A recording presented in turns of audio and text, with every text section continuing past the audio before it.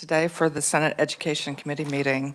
Our meeting today is going to be actually a hearing, and so we will get started with that. We are still missing our ranking minority, and we have a substitute for Senator O'Shea. So I'm going to just kind of pause and give them an opportunity to get here, because I don't think it's going to be fair to have them ask questions if they haven't heard the introduction statement. So I think at this point in time, because he's always ready to serve us impromptu, I'm going to call on the Executive Director of the Board of Regents, Dr. Flanders, and if you would just come on up to the mic and introduce the regents that are here with us today in the audience, because I know you had meetings yesterday as well as today. So if you would just let us know the esteemed individuals that are here with us. Yeah, I'd like for them to come up, please.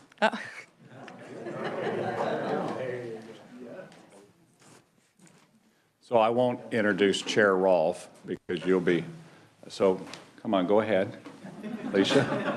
Alicia Johnson will be first. You can go to the mic and introduce yourself. So he's pushing off his responsibilities on us. Look at that, impromptu. In the classroom, I used to say get in order by middle and name. So we could do it by height, but we're starting, I guess, alphabetically by first name. That's a good idea. Yes. Well, good afternoon. I'm Alicia Johnson. This is my first year Board of Regents. I spent 34 years in community college education. I like to say that I did 19 years teaching, and then I moved to the dark side and finished up in administration. But it's been a wonderful experience so far. Wonderful board members, lots of mentors. I have a lot to learn from legislators, obviously from my other board members and from the CEOs of the universities and community colleges and tech colleges, but it really is a wonderful experience so far, and I think we're doing very meaningful work. Thank you. Good afternoon. My name is Diana Mendoza, and I'm from Dodge City, Kansas. This is my second year on the Board of Regents, and I'm an administrator in a pre-K-12 school district. Next, okay. We'll figure out your system here eventually. Good afternoon, everyone. I'm Carl Ice. This is my third year on the board. Of course, I saw many of you almost 3 years ago to today and testified before you all. I'm as enthusiastic as I ever have been about higher education and the importance of it of how it relates in our state. And thank you all for what you do. Dr. Lane. Good afternoon, everyone. It's good to see you again. Cindy Lane, this is my third year as a regent, a 40-year educator, and we very much appreciate the support you've given to higher ed. Thank you. Good afternoon. It's always good to be back here in the legislature and with our fellow senators. My name is Went Winter. I'm from Lawrence, and I'm a junior now in my academic tour of 4 years on the Board of Regents. Good afternoon. My name is Blake Benson. I'm a second-year regent. I currently serve as president of the Chamber of Commerce in Pittsburgh, Kansas. I have about a 26-year career in Chamber of Commerce and economic development work, and always knew the importance of higher education in terms of economic development and building businesses in our state, but appreciate the opportunity to take that work even further. Greatly appreciate your cooperation. Thank you. Thought Jay's would be the last one. I'm John Dykes. I'm from Topeka, Kansas. This is my second year on the Board of Regents, and I'm in the banking business. Thank you so much. And that's a wrap. That's a wrap. There we go. Well, I guess our substitute isn't going to be here, but our ranking is here, so I think we'll just go ahead and get started. So our hearing today is for Mr. John Rolfe, who serves currently as chair of the Board of Regents, and you received a reappointment by the governor, and so we're going to start off with your opening statements. Wonderful. Thank you for the invitation to be here today and to keep it in the same vein as Regent Winter. I'm in my super senior year, I guess. This would be my 5th year on the Regents, and just am delighted to have the opportunity to serve as chair now for the 2nd year in a row, and feel really good about the momentum we have going. But let me tell you a little bit about me. I know you guys got the packets. I'm a 5th-generation Kansan, raising 6th-generation Kansans. My family came in right when the state opened up as a state, and I love this state. And even when I lived in Texas and went to Baylor and lived in Washington, D.C., Kansas was always home, and I was anxious to get back. And so now I've been back for over 20 years. I've been married almost 18 years to my wife, Lauren, and we have 6 kids. They are ages 3 to 14. And so if I am able to serve a second term on the Regents, it'd be just right for preparing the way for my oldest, who will be an incoming freshman as I leave the Regents. So 2 girls and 4 boys, and since they'll be watching, Emma, Olivia, David, Peter, Austin, and Bear. I can remember all their names. Hello. And I'll do my best to keep it PG, knowing that my family's back home watching. For work, I'm in the restaurant business, a service-oriented business. I'm kind of generation 2.5 in that. My uncle was one of the first Pizza Hut franchisees. My dad and uncle grew up in Minneapolis, Kansas, and really received a lot of love from their neighbors. My grandpa had a lot of health issues, and they lost the family farm, and they had to rely on neighbors to help them get through some tough times. And my uncle had to work from a young age and was actually a teacher and coach in Great Bend, and heard about how much his high school classmate was making with the first Pizza Hut in Hays, Kansas. And they actually drove up and lived in a trailer and built their first pizza with their own hands. And then he went on to be National Director of Operations, and that's why we're headquartered in Wichita. He left them, started partnering with my dad. We now have over 160 restaurants across 16 states. We're the second largest Applebee's franchisee. We have over 8,000 employees, but of our restaurants, we have 23 in the state of Kansas and 1,300 team members here in Kansas. Our headquarters is in Wichita. Really proud of what we do there. We recognize the temporary nature of business. There'll be days when Homegrown's not around anymore, Carlos O'Kelly's, Applebee's. So how can we use our business to enhance lives? And so when people come to be part of our teams, we invite them to make a difference, see how their life makes a difference, whether it's as a dishwasher, as a manager, whatever that is, and to see how their life impacts the lives around them. We build into our brands the thought on how we give back to the communities. That's most evident in Homegrown, if you've ever had a chance to eat in one of those, and the idea of cultivating kindness. And how can we have an impact on our communities as we catch people in the first half of their day? If we can treat them with a little kindness, we think that maybe they're more likely to treat their friends and colleagues with kindness. I serve on a variety of boards at the national level, complex organizations, but probably none as complex as the Board of Regents experience has been. And my family's always been passionate about education. I'm a dyslexic, and so it's been interesting to me to be sitting in this seat as I came through a system that really wasn't well designed for me. And when I got to college, I became a film major, so I didn't have to read.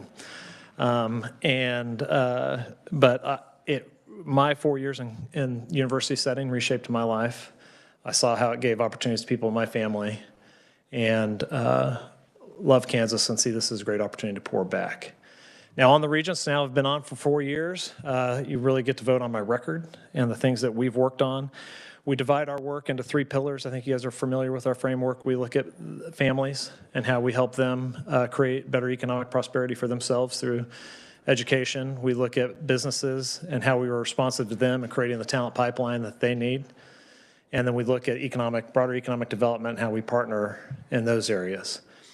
Things that I'm proud of that we've been doing, I think about the financial accountability and sustainability that we've been doing. We see that as a focus on our mission to try and keep education affordable. Up until this last year, we'd had about a 5-year run in holding tuition flat. We had to take up about 3%, which was less than half of the inflation pressures that we were feeling. But we recognize that holding our universities accountable financially, that's through program review, that's through the deferred maintenance program that you all have been supportive of. We're now working on a buying cooperative to work on our purchasing power, but we need to do everything we can to be running our institutions as efficiently as possible so that we can keep it as affordable as possible for students and families. The work we're doing around student success, we're moving to a centralized advising system, which is a best practice. We have really outstanding wraparound services that we're looking at best practices and how to catch students as they're struggling and how to help them out. We're partnering in that vein with K through 12 in ways we haven't in the past as we're looking at early college programs and literacy initiatives, which I'll be happy to talk about any of that. And we're also preparing for the future. I think everybody knows there's a enrollment dip coming It'd be about 2 years for Kansas, and that's all the birth rate back in 2008 and 9. So there's just going to be less college-age students. We're attacking that by making sure that we bump up our retention, that when students come on our campus, that we're doing everything in our ability to help them be successful, and also trying to work on the college going rate, which has been decreasing in our state at really an alarming rate. Then also, I just like to think about leadership and attitude. We've hired 4 of the 6 current presidents. I've been a part of those hirings. I'm very proud of the work they're doing. I think higher education has a reputation of being an ivory tower, of being arrogant, of telling the world that they need to come and adjust to our processes. And I feel like in Kansas, we have made significant steps and continue to make steps in humbling ourselves to be responsive to students, to be responsive to businesses, and to work on changing our systems to not make it more difficult to navigate or more difficult to find success. And the other thing I'm proud of in that way is just we are increasing our pace of change. I think higher education also has a well-earned reputation for being slow to change. It's probably one of the values that I bring to this board with my background in entrepreneurship and starting businesses. And I just have a more natural bent that way as an individual. But I really think as we've looked for leaders in the higher ed space, we're selecting people that understand that change needs to happen, and it needs to happen rapidly. And it's very difficult for them where they have so many stakeholders who oftentimes want to bring change but want to keep their part of the university the same. And so you have to have a really unique leadership style to be able to do that. And the vision of where we're going, I'm just so proud of the people I get to work with, my fellow regents, the presidents and their teams, the staff at KBOR, and I think you can be proud of what we're doing for Kansas. And what we like to say is you can't talk about economic prosperity in the state of Kansas without talking about higher ed, and you can't talk about higher ed in the state of Kansas without talking about economic prosperity. And we try and achieve that through all these goals. I do recognize that part of the reason I was called forward here today was, and I'll probably get a lot of questions around diversity, equity, and inclusion. Just 2 things I want to clarify as we head into that. So I know there was a proviso that came out last year that talked about us requiring DEI statements on applications as a litmus test. And we heard the Senate's concerns, the legislature's concerns. What we did is we had the universities examine where decisions are made of what goes on applications, what our philosophy was, and looked at, I knew this before, but while we had meetings, I talked to all 6 university presidents, and there's currently nowhere on our universities where we're asking for that unless it's federally required or it is in the diversity, equity, inclusion space. So we're responsive. We like to think of ourselves as partners with you all. The best results come when we partner and when we listen and have conversations with each other. So I also want to offer that I'll come here anytime you guys want to talk about higher ed. I'm grateful for the work that you do. The other area I just want to provide clarity on that I've got a lot of questions about is in the admissions process. That was a national issue. The Supreme Court ruled on that. We really didn't have to change anything in the state of Kansas because we have a qualified admission process. So if you have a certain GPA, you get in. We also, that's generally more of an issue at schools that are oversubscribed, and that's not a problem that we get to enjoy. So that, I just want to clarify on those 2 things and just tell you all that many of you were on the committee 4 years ago, 4.5 years ago that saw me, and I appreciate the faith that you showed in me then. And I would love to serve the state again another 3.5 years on the Regents. So thank you. That's my opening statement. Before we move and go around the table for questions, would you like to address for us briefly, there seemed to be, you didn't have a hearing with the nomination committee, and you had some health issues. Would you like to briefly address that? Yeah, sure. Thanks for asking, Senator Baumgartner. Many of you know, but if you don't, I was doing a routine executive physical last fall, and in August I did, as part of that, CT scan, and they found a tumor that was probably about that big sitting above my spleen. I had no symptoms other than just being a little more tired than I used to be, but I thought that might be middle age. And fortunately, and I know it's Cancer Center Day here in the Dome, and I went to KU Cancer Center, and they were able to identify that it was a very rare cancer called a paraganglioma, only 2 in a million. of those happen. My joke is I always like to think I was 1 in a million, but now I know I'm 2 in a million. But fortunately, through their team, on September 27th, they cut me open from here to here, and they were able to remove the tumor successfully, along with my left kidney and my adrenal gland and some lymph nodes. And it was a long road back, but as of last Thursday, I had my first follow-up scan, and it was clear. And so I know not everybody's as lucky as I am, and so I just feel incredibly blessed to be here and just try and move through life with a little more gratitude maybe than I used to. So thank you. We're glad you're here, and thank you for not sharing that scar. Yeah, I can show you pictures later. Nope, not necessary. TMI. Okay, so what we are going to do is we're going to go around the table, and I'll finish up at the end, and we'll start with Senator Gossage, and we are going to time this. So question and answer for each individual. We'll do 5 minutes because, we're going to do 4 minutes because I promised the committee that we would get to the floor on time. That's our commitment for this session. So Cindy, if you would just kind of wave your phone when there's just a minute left. So Senator Gossage, if you would begin. Thank you, Madam Chair, and grateful that we had an opportunity to speak and you answered some of my questions prior. I had shared with you I'm going to ask some of them here so that those that are listening can hear the answers to the questions. I'm grateful that you were over your health issue, and we're all very thankful for that. You shared with me about the background with dyslexia with your children and yourself. And as I shared, mother of a dyslexic son who's gone on and been very successful. And obviously you have, children can overcome this. My first question is, as reading through everything as I have, it seems that you've been a stellar chair with what you've done, and you've been very successful in your background. But what has come to me is, again, we were talking about DEI, diversity, equity, and inclusion, and that means a lot of different things to a lot of different people. But in my experience, it has become a racist issue. Where you were sharing with me that we do not want this to be what we've seen in universities back east. Can you share with us what that is and what you don't want that to be in Kansas? Yeah, sure. Thank you for the question.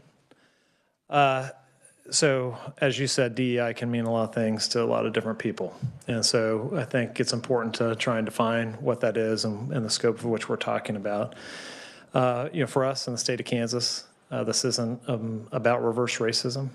We try very hard to make sure that's not happening on our campuses. And by that, I mean the stories you hear that based on your race, oftentimes being white, that means that you're naturally a bad person. We don't promote that on any of our campuses or systemically promote that on our campuses. I know on our campuses, one thing I'll just qualify here ahead of time, our campuses reflect our community. So there's every opinion that we see in the state of Kansas is reflected somewhere in our campus community. But as I can speak from my seat as a regent, as I look at how we govern our policies and the philosophies of our leadership teams. Also in how it enters into hiring practices or how it enters into admissions, which have been the tripwires in a lot of ways. We have no practices that hold one race down to elevate another race. We really look for the best candidates who are the most qualified for the positions, who, best is your qualifications, it's fit, it's your experiences, what you bring to the table that helps the university succeed. So when I think about that is a lot of what we're seeing out there, and I think a lot of confusion.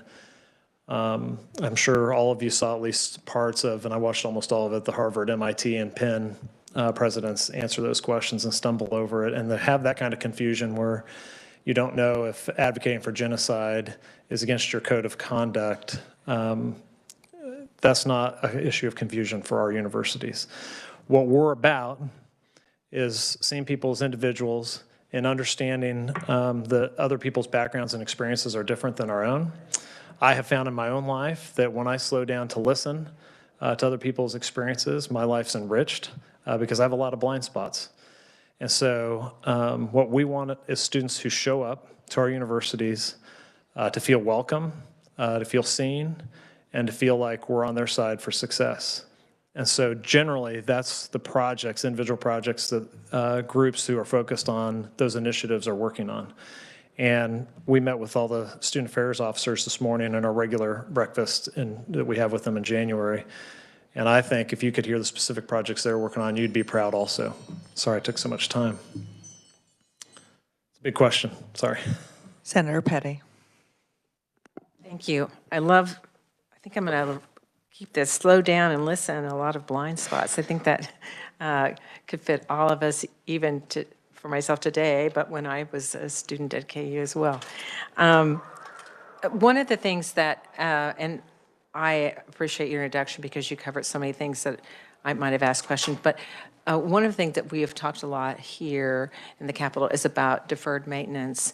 And there was extra money that was put in last year to help the regions with that very issue. And so I'm wondering if you could expand on how, under your leadership, you're addressing that. Yeah, so it was a tough program to find alignment on. Yeah, you guys remember Mark Hutton, he really helped lead that effort. What we see generally around the state or publicly owned buildings is that we let them get in bad enough shape that the only option is to take taxpayer dollars to fix them. We said we didn't want to do that. So we did 2 studies. One was our efficiency study on how the buildings that we have are being used, and then a grade on how all those buildings, what condition they are in, which gave us our number for what our deferred maintenance was. And then we said, hey, we're not going to be able to tackle this all at once, but how do we create a process for our universities to be accountable to spending dollars on managing these public assets? And so in partnership with you all, our system has allocated more than $258 million to address deferred maintenance. With the program you've done, it's a match program. It's made our campuses more efficient, the buildings that our students are coming into more up to date, and better learning environments. But also importantly is the $16.5 million that you've allocated for us towards demolition. We have saved over $80 million in deferred maintenance by doing that. I think that's a pretty good return. $16.5 million investment for an $80 million return. Being in the restaurant business, we have 163 buildings out there that we have to take care of, and pretending like deferred maintenance is not an issue would put us in a very bad position with our guests and with the future of our business. We allocate money every year, and so now we have a program where the universities are required to allocate money every year towards deferred maintenance so that we don't get behind the 8 ball and have to come groveling that for 40 years we ignored the problem. Yeah. Is that all? Great. Senator Petty. We're going to clear the timer. Okay. And now we'll go to Senator Blasey. Thank you, Madam Chair. First question, John. How can we get Coke products at the universities and homegrown? That's the most important one. Well, first of all, since all the regents are here, I just want to say thank you to you and really all the regents for your leadership. I know you've had to make some hard decisions as we approach the enrollment cliff, which is what you mentioned, which is something I don't think many people are aware of or think about, especially outside of this building. We do have hard decisions ahead of us, so admire you guys' work and wish you the best as you continue to tackle those issues. I also want to say thank you for the 5-year holding flat rate on tuition. That is a very big deal for Kansas future students, and I want to just first acknowledge thank you, and I would like to continue to encourage anytime the legislature and the regions can partner to ensure we don't raise tuition on Kansas students, count me in. But so I first want to say thank you. I guess my only question is regarding the student experience. We had an opportunity to talk about this, but you know, I have constituents back home, I hear from parents, grandparents, and students themselves, just due to my age. I know people who've left the regent system recently, including myself, having gone to college. You know, there was a student in particular who graduated from one of our universities that was singled out in front of the entire classroom with another student for being raised in a small town. And I am very blessed and grateful to have been raised in a small town and are raising my children in West Sedgwick County, which we call God's country. We're very proud of it. But they were acknowledged, or they were pointed out and called, saying that they had white privilege, and they were asked to share their experience and then write a paper on it. But they were singled out in front of the classroom about being white and raised in a small town and how that's a privilege. And so anyone's welcome to move to my small town. You're all anybody of any background, and so it is a great way of life. But how do we ensure that the university system is not bullying other people? I mean, in terms of because of their background, because of maybe the color of their skin. Obviously, people are specifically mentioned the DEI and the strong opinion that some people of Caucasian descent are usually targeted more than others. But how do we ensure that people don't feel being targeted and singled out? That's a great question, and it really applies actually to a lot of different scenarios. I think what's, as I can look at it again from my seat as the chair of the Regents, what can we do from our standpoint? One is hire the right kind of leaders who are empathetic, but also not passive in the sense of when things are getting off the rails on their campuses, they're not afraid to step in and dig in and have corrective conversations if they need to. Now, it's tricky in the sense of, I don't know what kind of class that was, but, there's academic freedom depending on what the context of that class is. Singling people out and things like that. I think what we can do, again, as regents, and we actually check in on this all the time, is create mechanisms for students' voices and staff, employees' voices, actually, when they are feeling that there's a place for it to raise up to leadership and administration. And then we need to keep an eye out if there's a consistent problem on one of our universities, in one of our departments, and then apply pressure that issue get looked at and addressed appropriately. So really, I think in our seats, we have to look at the systems around those things and make sure that if that's going on, that those systems are working, that those students know ahead of time, if something like that happens, where they can go, who they can talk to, and that appropriately goes up the food chain, and that there is recognizing the boundaries of academic freedom and specific cases and all that those issues can be navigated. But at the zeitgeist, the spirit of our universities, and what we talk about, and I know every region in here would agree with me, is that's not our value as Kansans. We want to have tough conversations that make people uncomfortable. That's great. Singling people out and making them uncomfortable or not feel welcome is the exact opposite of really what most of our programs are intended to do. So I don't know if that helps you feel better, but we are aware and really try and make sure we have the systems in place to be able to address issues when they come up. And that's why I think we haven't seen a systemic subversive issue on any of our campuses, because when things come up, we're able to address them. We have the kind of climates on our campus where things can be addressed. Vice Chair Erickson. Thank you, Madam Chair. Thank you for being here. I'm so happy you're healthy and glad that you're back before us. So you and I have had a conversation similar to what I understand probably with several other committee members. And again, I want to give you an opportunity, and it's something that you've addressed with Senator Gossage, but I so respect your leadership. I respect what you've done in so many areas, the focus you've had and the resources you've brought to dyslexia. The one thing I am concerned about, again, is the DEI. And so I do have a couple of questions around that. So I have a list of statements and applications or positions in our university system. DEIOs are currently required on applications for an assistant professor of journalism and mass communication at KU. And if these have changed, I want to know if this list is outdated. But I have a list of probably a dozen from KU, K-State, Washburn, Fort Hays, every Regent university in our system. And so I understand that in theory, when you say we want diversity and we want equity and we want inclusion, when you say those things, in theory, no one's going to disagree that that's a valuable thing. But my question is, and I just want to, let's just take diversity. In reality and in practice, what does diversity mean on our university campuses? The last I checked, and correct me if I'm wrong, we had 27 staff members at, I think, K-State in the Department of Diversity, Equity, and Inclusion. 24 positions, or 27, I'm sorry, 27 positions. I want to know in practice, what are they doing? In reality, how do you implement diversity in our university system? Yeah, well, I appreciate your question, and thanks for being my senator for so many years.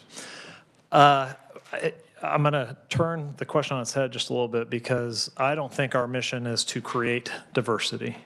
Our campuses are becoming more diverse, and we're really trying to make sure we're responsive to that. So, back in our hometown, Southeast High School is the most diverse high school in the state of Kansas. I think there's over 60 languages spoken in that one high school. And so what college looked like when I went 25 years ago, it looks a lot different today and on our campuses.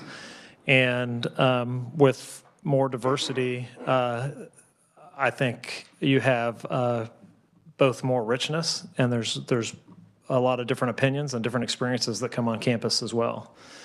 And so I can't speak specifically to Kansas State. No, I'm happy to go look into that and come back to you with an answer. But as I've looked at the individual programs, the offices around inclusion, diversity, belonging, they're almost all tied into student success. They're tied into the programs around welcoming students, making sure, a lot of first-generation students come and they don't have a support system at home. And what we heard today, even some actually have a pressure that they should be in the workforce and not at the university.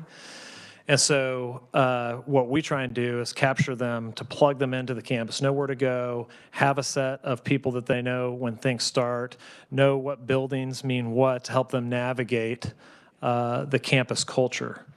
And so most of the work that I see in diversity isn't about creating diversity. It's recognizing what's already going on our campuses. And sorry, I'll finish this up, but trying to make sure that, and I'll just tell you as a business person with a very diverse workforce, we need graduates who are comfortable working with diverse teammates, a diverse set of teammates, and to move them towards a common mission set. And so that's generally what those programs are about. They're about helping students find a place on campus, know that they're valued, and help bring the services around them that are going to set them up for success in their matriculation while they're at the university and then afterward as well. Senator Straub. Thank you, Madam Chair. I didn't know it was my turn. I have actually probably one of the most difficult questions for you today, and you thought it was going to be the DEI questions. I have actually introduced a resolution proposing term limits for state legislators, and I see that there are term limits to serve on the Board of Regents. How would you say that is a good thing or negative thing to have term limits serving on the Board of Regents? Thank you for your question. I wasn't anticipating that one. When you look at board governance, and that's really what I can speak to. I've not ever been an elected official, so I can't speak with intelligence to that. But I think in board governance, having a churn is important. I think also being able to have some consistency over time. So I've seen some organizations that they churn so fast that the leadership of the organization they're the board over never knows which direction, because the direction they're pointed changes every day or every year. What we're able to do with 4 years and these overlapping years is there's continuity. And so having 3 new members come on helps. And then having some people that have been on for a while, now I'm the most senior person at this point, but having people that have been on for a while helps because they can know the history behind why some decisions were made, but having fresh ideas is also really important. And so one thing I have found, being a CEO, I'm used to being a decision maker and having the sole responsibility around that. The real gleans of wisdom I've been able to figure out is that there's a lot of wisdom in the board. There's a lot of wisdom in the group. And so I can bring my set of experiences to it, and then I can hear the conversation. Usually through the conversation, we make the right decision, even if it's not where I started out, where I would have sat. But I'll tell you, with the Regents, after 8 years, the people I've seen go 8 years, it's usually time to go out to pasture and get some water before you run again. And So, and I can understand that. It's a demanding and complex and weighty opportunity because you know how many lives you're impacting with what you do. So thank you for your question. Thank you, Madam Chair. Great answer. It's always good to have fresh ideas and new blood. And we do lose something with outgoing leadership, but there's so much more to gain. So thank you. Great answer. Thank you very much. Senator Clays. Thank you, Madam Chair. Appreciate the opportunity to serve on the committee today.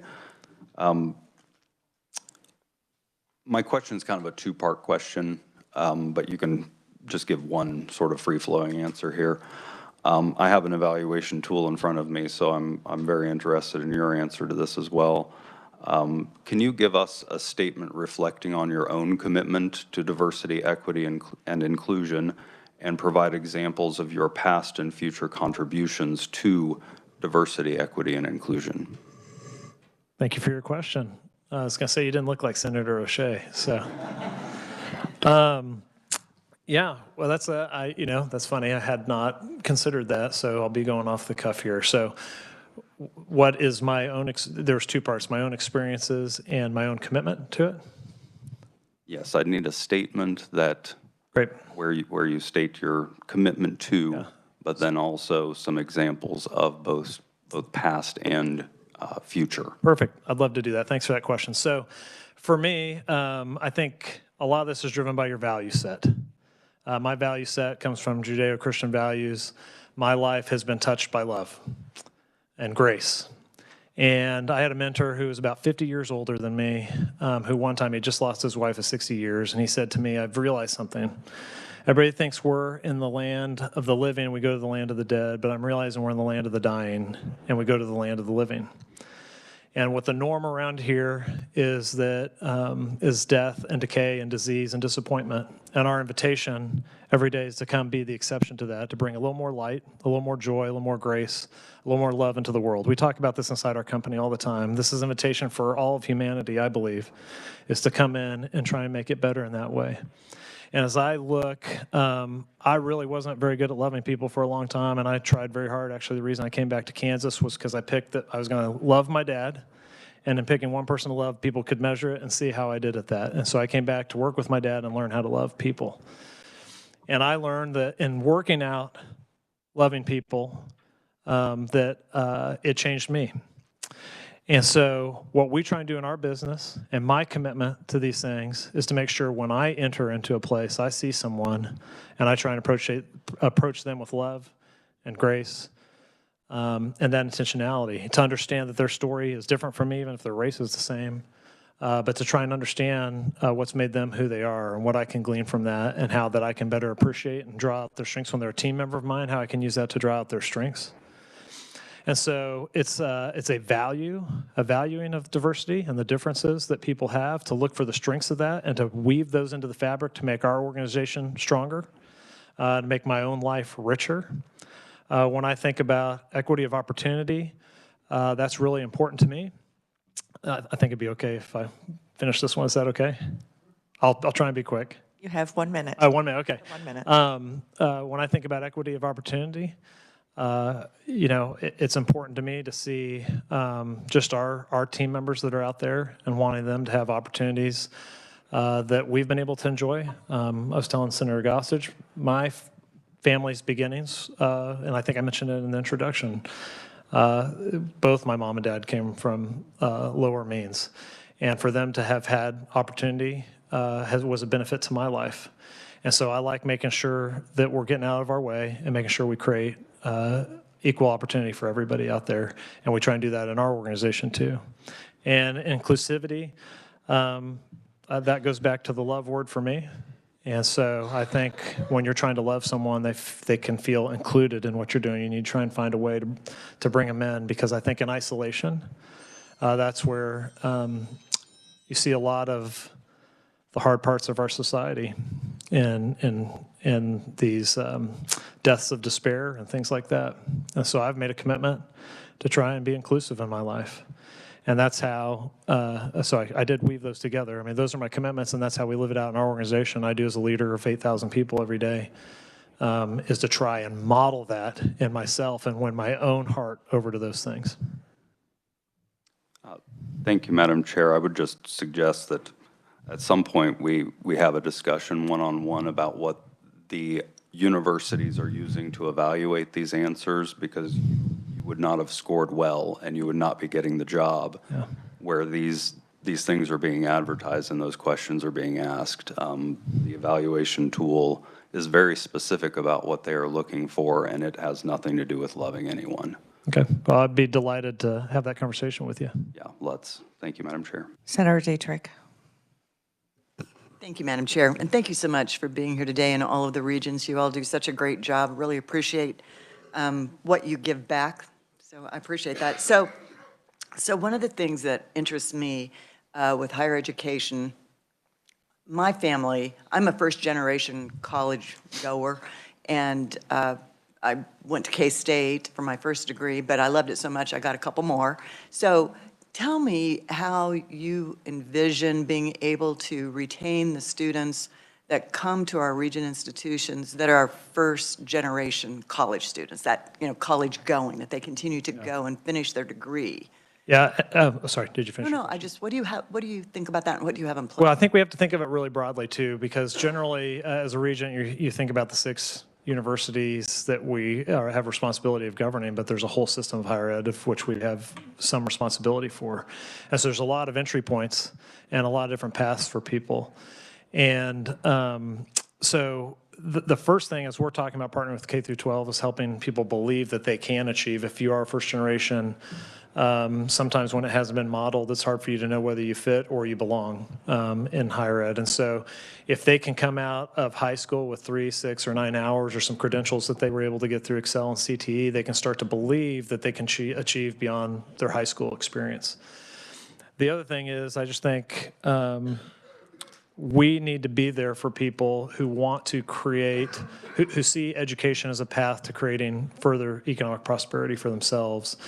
And we need to make sure we identify when people are coming in as a first-generation student to make sure that, like we said, we're communicating with them, particularly that first and second semester. We have a lot of programs around making sure people know where they're going, what resources are available, how it works, that they're re-enrolling, knowing that there are a lot of pressures back home that may be pulling them into a different direction. We were talking with a person from Washburn today who said that they'd seen, particularly during their time at UMKC, that there was a lot of families pulling student loans to support the family, not necessarily to support the educational journey. There's just different pressures than what I experienced when I went to college from my family.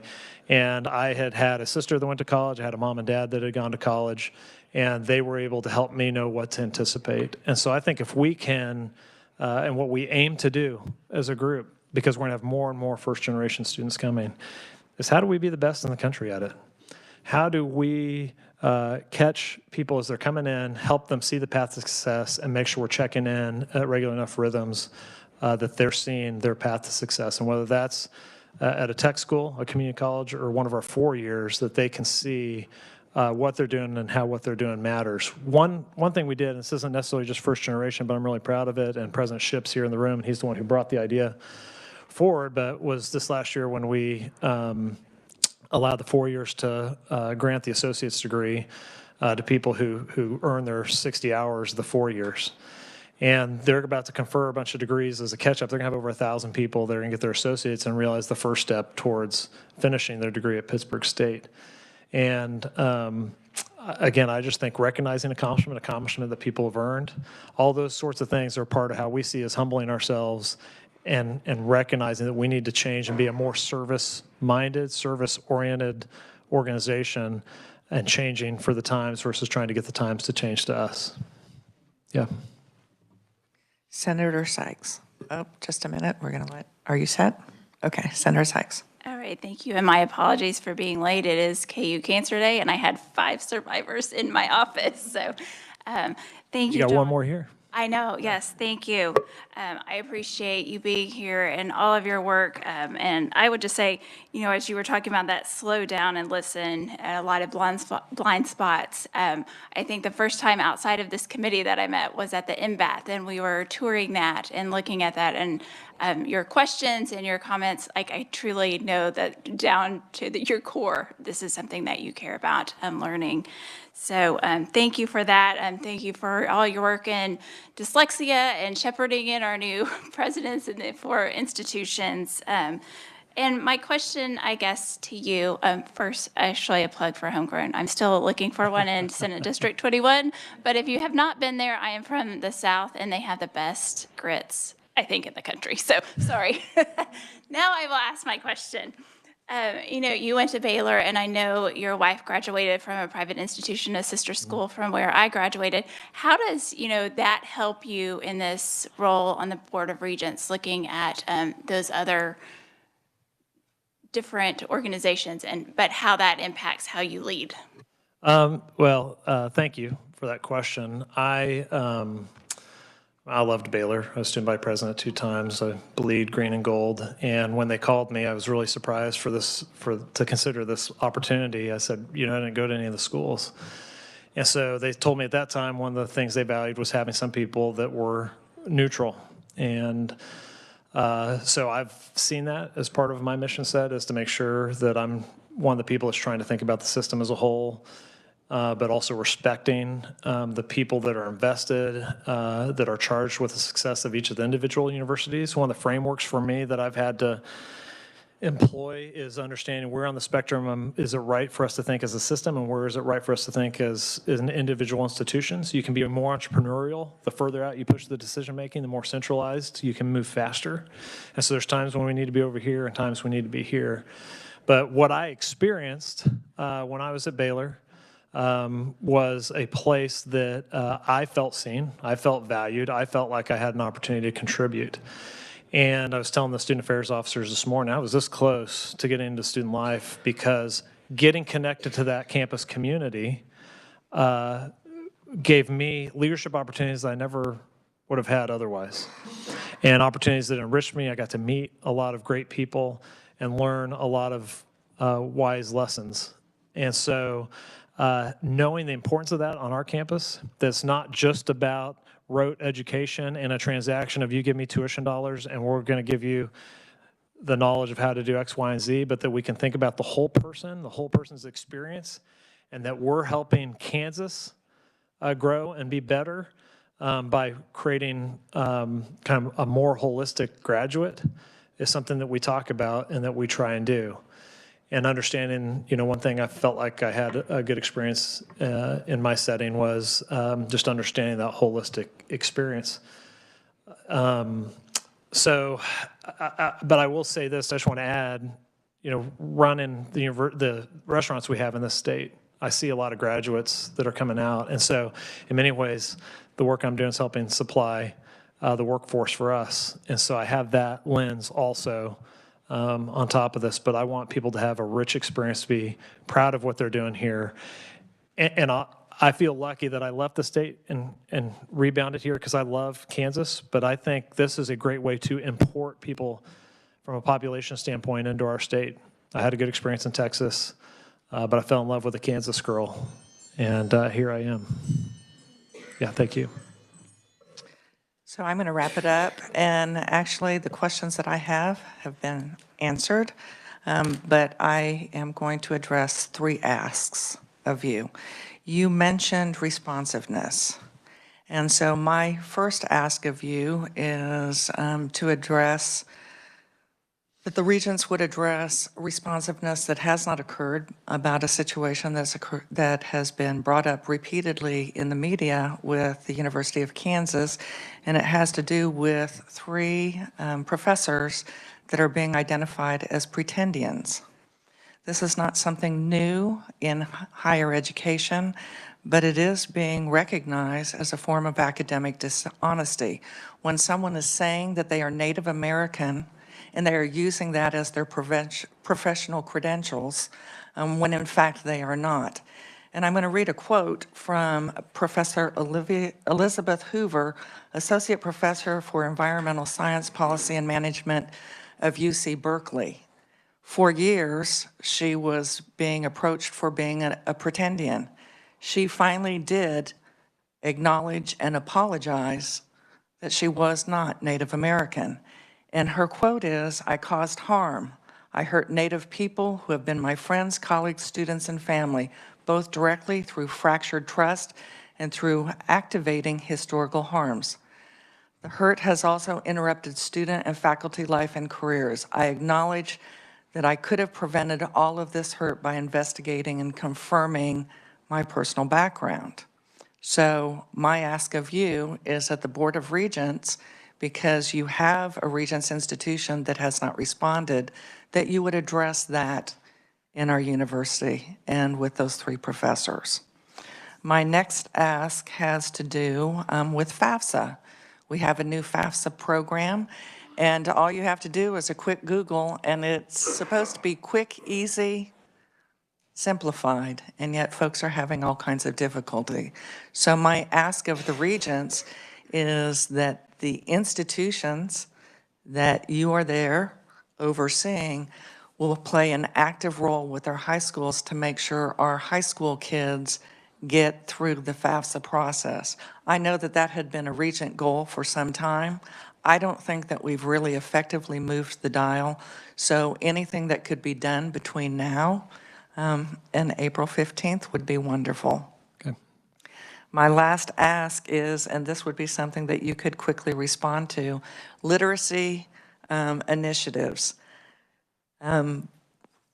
With the results that were delivered several years ago from the Dyslexia Task Force, we did everything short of begging. We implored universities to make changes to the instruction that was occurring in their colleges of education.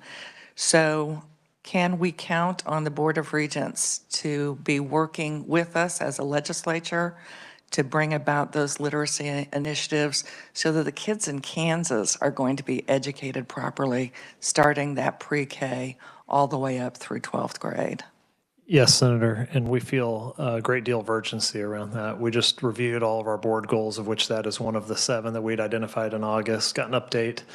And one of the things we did was empowered Regent Lane, who's been leading that effort for us, to go with more haste and more urgency as we work on the partnerships that it's going to take on the different levels of that. I'm proud to report that our deans have been working well together on that, and we're seeing particularly a lot of progress at K-State, Fort Hays State, with the reading centers that Pitt State's working on.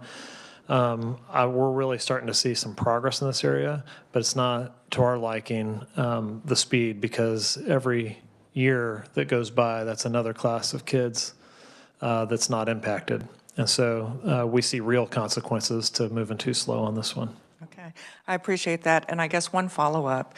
Obviously, your chancellor and presidents have indicated to you at all the institutions that there isn't this DEI litmus test in an application.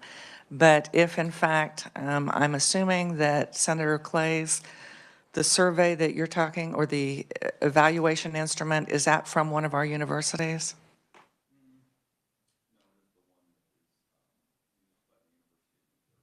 Okay, so. Well, I mean, Missouri. I'm just kidding. I'm just kidding. But it was also used today on you. Yes, I understand. So if we could make sure that a copy of that gets to the regents, and that we have that assurance that something of that type or of that ilk is not being used at our institutions, I think that would be a welcome assurance. Yeah, I'll follow up on that, and also Senator Erickson's, if you could share those postings, and we'll make sure that those, my understanding would be those wouldn't be current, but would like to look and see. So I know that Dr. Flanders is going to be presenting next week. I believe it's on Tuesday that he's scheduled, and it's just going to be higher ed by the numbers. So I don't anticipate we'll get a response to some of these questions by then. But if we have a response, if this committee could receive those responses within the next 2 weeks so that we can get them not only shared with committee members but posted publicly, that would be helpful. I want to thank everyone who participated, committee, excellent questions. Thank you very much, Chairman Rolfe, for being here for this. And thank you also to those that are here, not only watching us online, but those that are here in person. Thank you very much. And committee, we are adjourned. We have 3 minutes to get upstairs to the Senate floor.